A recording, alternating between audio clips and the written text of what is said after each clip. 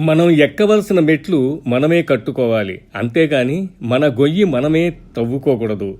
మన కొంప మనమే తగలబెట్టుకోకూడదు. అందుకు ఉదాహరణ రావణాసురుడు హనుమ లంకలో దిగాడు. అప్పుడు త్రిజట హనుమతో ఒక కోతి లంకానగరానికి వచ్చినట్లు లంకాపురిని తగలబెట్టినట్టు కల వచ్చింది. నిన్ను చూస్తుంటే నా కల నిజమవుతుందని అనిపిస్తుంది అంది. హనుమ ఆలోచనలో పడ్డాడు. సీతమ్మ జాడ తెలుసుకొని రమ్మన్నారే కాని లంకని తగలబెట్టమని తనతో ఎవరూ చెప్పలేదు.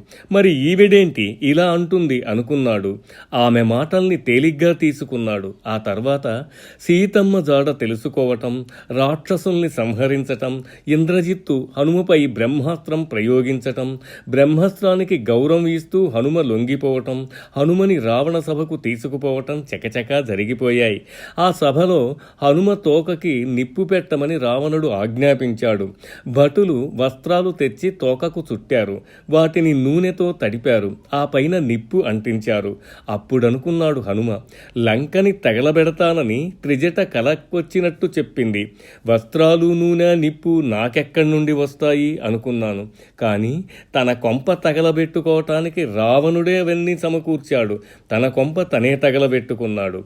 అసలు సీతమ్మని ఎత్తుకు వచ్చి తన జీవితాన్నే తగలబెట్టుకున్నాడు. అందువల్ల ఒక పని చేసే ముందు ఆచితూచి అడుగు వెయ్యాలి అని అనుకోవాలి.